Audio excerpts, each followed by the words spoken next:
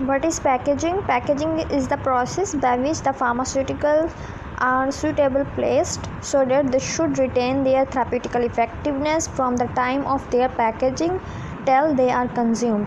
हमने जैसे कि प्रीवियस लेक्चर में स्टडी किया था कि पैकेजिंग क्या चीज़ है।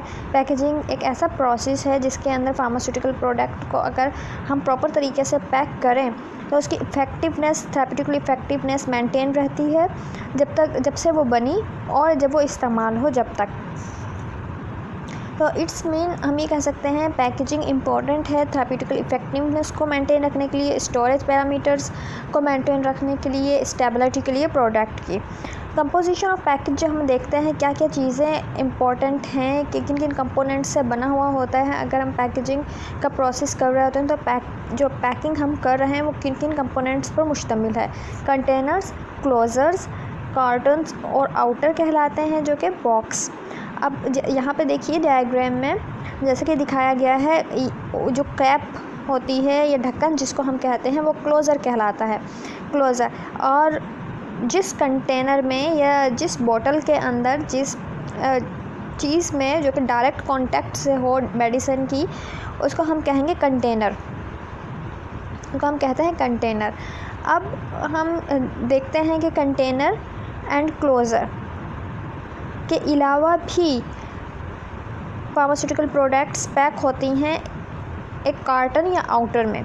बॉक्सेस में अब बॉक्स लार्ज टाइप का बॉक्स नहीं होता, स्मॉल टाइप का बॉक्स होता है जिसे हम अमूमन कार्टन या आउटर कहते हैं।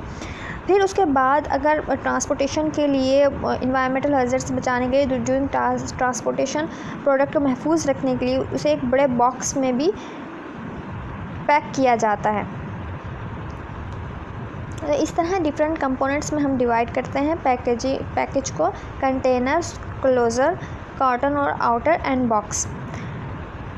अब पैकेजिंग को हम डिवाइड करते हैं primary packaging, secondary packaging and tertiary packaging में।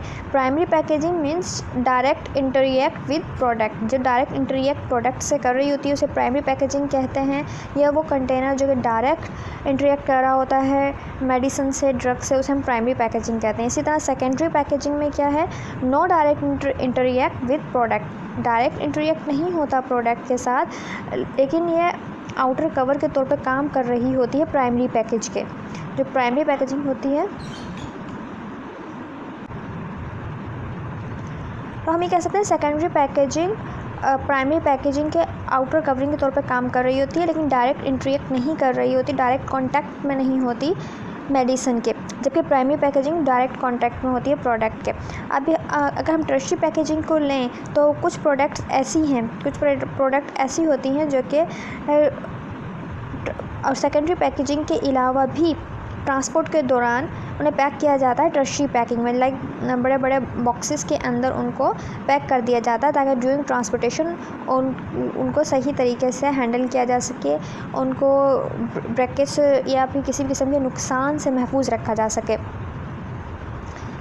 अगर हम कंपोनेंट्स ऑफ पैकेजिंग जब हमने स्टडी किया प्रीवियस लेक्चर में भी, तो हमने देखा कंटेनर्स के बारे में कि कंटेनर्स क्या चीज़ें, refers to storage media in which product is placed in close and it is direct contact with the drug. ये ग्लास के बने होते हैं या प्लास्टिक के बने होते हैं, ऐसी चीज़, ऐसी स्टोरेज मीडिया जो कि जिसके अंदर मेडिसिन को प्लेस्ड किया जाता है, रखा जाता है और महफूज किया जाता है, लेकिन वो डायरेक्ट कॉन्टैक्ट से होती हैं ड्रग के, उन्हें हम कंटेनर कहते हैं। अगर वो इनडायरेक्ट कॉन्टैक्ट हो, डायरेक्ट कॉन्टैक्ट ना हो, कंटेनर के इर्द गिर्द आउटर्स के तौर पे मौजूद हो, देन उसे हम सेकेंडरी पैकेजिंग का दर्जा देते हैं जिसमें बॉक्सेस वगैरह आ जाते हैं। इसी तरह क्लोज़र क्या चीज़ है, क्लोज़र जैसे मैंने बताया ऊपर बॉटल्स की जो कैप्स होती हैं या फिर मुख्तलिफ किस्म की ट्यूब्स इस्तेमाल कर रहे थे हम ऑइंटमेंट्स या पेस्ट के लिए, उनके जो कैप्स हैं उनको हम क्लोज़र्स कहते हैं।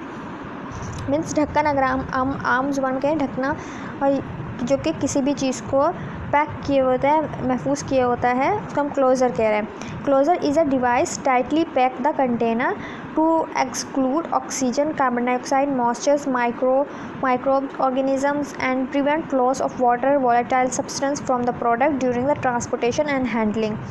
हम ये कह सकते हैं क्लोज़र्स क्या चीज़ें, टाइटली पैक करते हैं कंटेनर को और इनकी मदद से हम महफूज रख सकते हैं प्रोडक्ट को कि oxygen, carbon dioxide, moisture, prevent of loss of water and volatile substance from the product during the transportation and handling, इनकी वजह से प्रोडक्ट डैमेज ना हो. It is a part of container system but it does not come in contact with drug.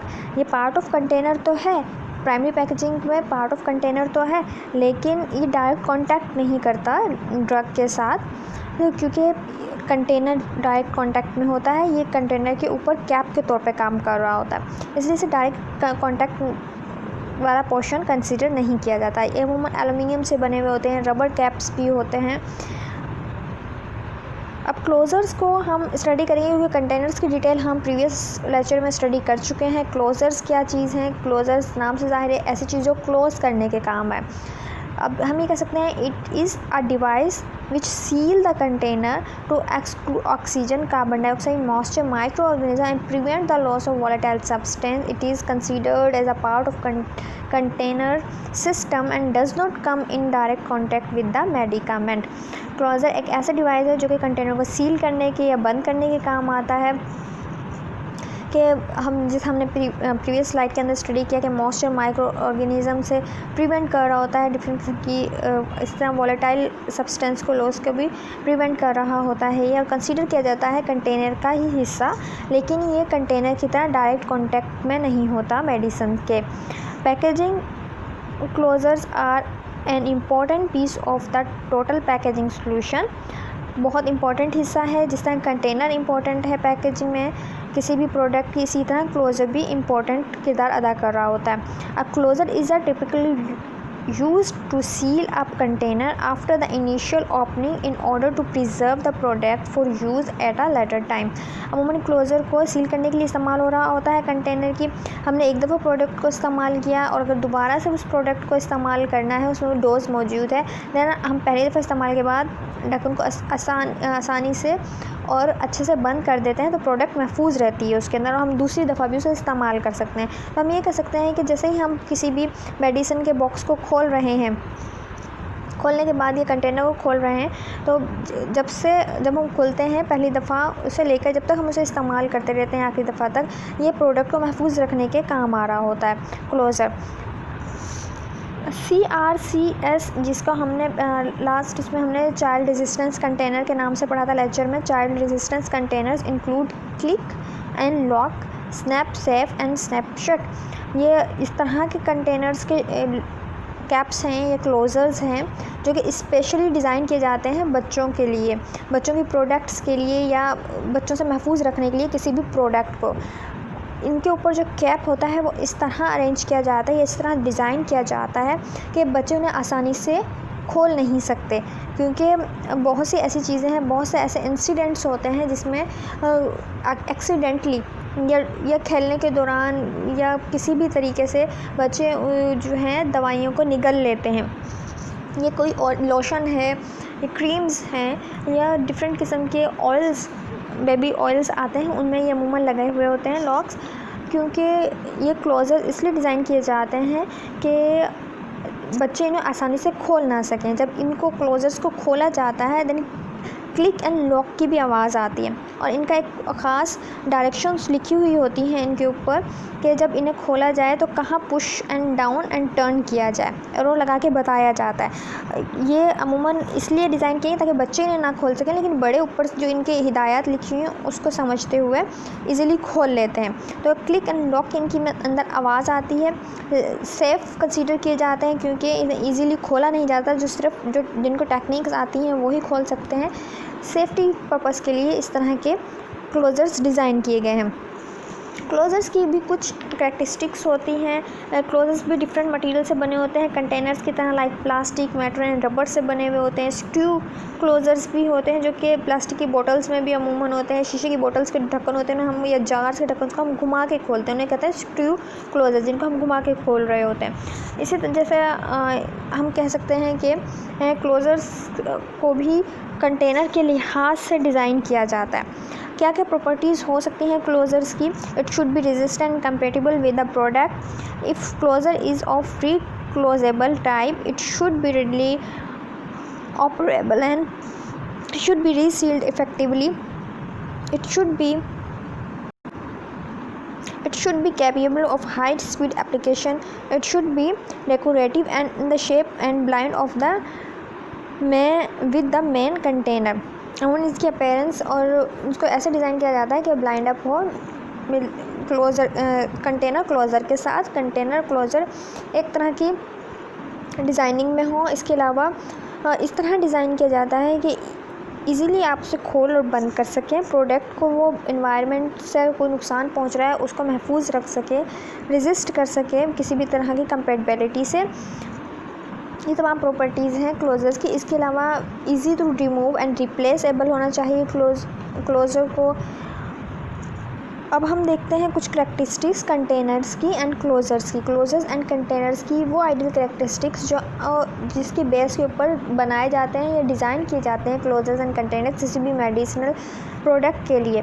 Container and closure must be sufficient strong to withstand all the steps from formulation till use. It should not allow any loss of product.